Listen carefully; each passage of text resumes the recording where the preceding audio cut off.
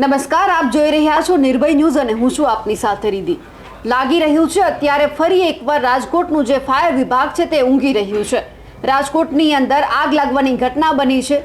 ગોપાલ નમકીન છે એ ફેક્ટરીમાં આગ લાગી છે. લગભગ 2 વાગ્યાના અરસામાં આ આગ લાગી હતી. તેમ છતાં અનેકવાર ફોન કરવામાં આવ્યા ફાયર વિભાગને, તેમ છતાં હજુ સુધી માત્ર 4 ગાડી જ અહીંયા પહોંચી છે જે આગને કાબૂમાં લેવા માટે. અનેક વખત ફોન ઉપર ફોન કરવામાં આવી રહ્યા છે, તેમ છતાં ક્યાંક એવું લાગે છે કે જે ફાયર વિભાગ છે તે અત્યારે ઊંઘતું હોય. રાજકોટમાં જ્યારે ટીઆરપી ગેમ ઝોન અગ્નિકાંડ બન્યો હતો ત્યારે પણ કંઈક આ જ રીતે ફાયર વિભાગની નિષ્ક્રિય કામગીરી છે તે સામે આવી હતી.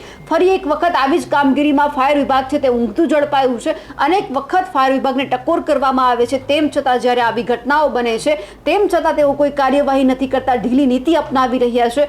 અત્યારે 2 વાગ્યાની અંદર આગ લાગી હતી. ધુમાડાના ગોટે ગોટા ચારે બાજુ આપણને જોવા મળ્યા હતા. જબરદસ્ત રીતે આગ લાગી હતી.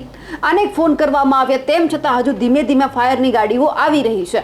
ખબર નથી પડતી કે અહીંયા જે વાતને સિરિયસ લેવાની છે, જ્યાં જરૂર છે ત્યાં ક્યાંક આ ફાયરની ગાડીઓ પહોંચતી જ નથી. ત્યારે ફરી એક વખત સવાલ અહીંયા એ જ ઊભા થઈ રહ્યા છે કે શું રાજકોટ ફરી એક વખત કોઈ એવા કાંડની રાહ જોઈને બેઠું છે જે આપણે ટીઆરપી ગેમ ઝોનમાં બન્યો હતો. હજુ પણ ક્યાંક લોકોના આંકડાઓ તેમને જોવા છે, કારણ કે અહીંયા જરૂર છે ફાયર સેફટીની, ફાયરના સાધનોની અને ખાસ કરીને અહીંયા ફાયર વિભાગની જરૂર છે. તેમ છતાં હજુ કોઈ અહીંયા પહોંચ્યું નથી. ફક્ત 4 ગાડી આવી છે. હજુ 4 વાગ્યા છે, હમણાં 5 વાગશે. ઘણી બધી વખત રજૂઆત કરવામાં આવી છે, પરંતુ કેમ આટલી નિષ્ક્રિય કામગીરી છે તે અહીંયા ફાયર વિભાગની દેખાઈ રહી છે. અનેક વખત રજૂઆત કરવામાં આવે છે કે તમે સાધનો મૂકવામાં આવે છે, પરંતુ જ્યારે ફાયર વિભાગની જરૂર હોય છે ત્યારે કોઈ જ કામગીરી નથી થતી. તમે મારી પાછળ પણ એ દ્રશ્ય જોઈ શકો છો કે કઈ રીતે અત્યારે અહીંયા જે આગ છે તે ધીમે ધીમે પ્રસરી રહી છે. એક પછી એક યુનિટમાં આગ લાગી રહી છે. જે રીતે અત્યારે આગ લાગી રહી છે ગોપાલ નમકીન જે ફેક્ટરી આવેલી છે એમાં તમે પણ આગ જોઈ શકો છો. તમે આ દ્રશ્યો પહેલા જોઈ લો.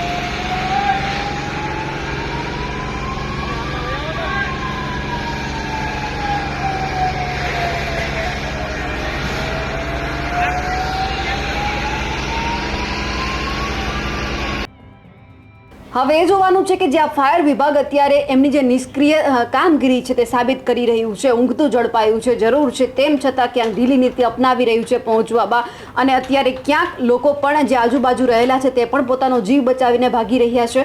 કારણ કે સૌથી પહેલાં જ્યારે રાજકોટની અંદર TRP ગેમ ઝોન અગ્નિકાંડ બન્યો ત્યારે બધા જ લોકો રાજકોટવાસીઓ ડરી ગયા હતા, અને ફરી જ્યારે આવી આગની ઘટના બને છે, જરૂર છે તેમ છતાં હજુ ફાયર વિભાગ સૂતું છે. અમારા અહેવાલને લઈને આપનું શું કહેવું છે કમેન્ટ કરીને ચોક્કસથી જણાવજો. સાથે જ અમારી નિર્ભય ન્યૂઝ ચેનલને લાઇક, શેર અને સબસ્ક્રાઇબ કરવાનું ભૂલશો નહીં. નમસ્કાર.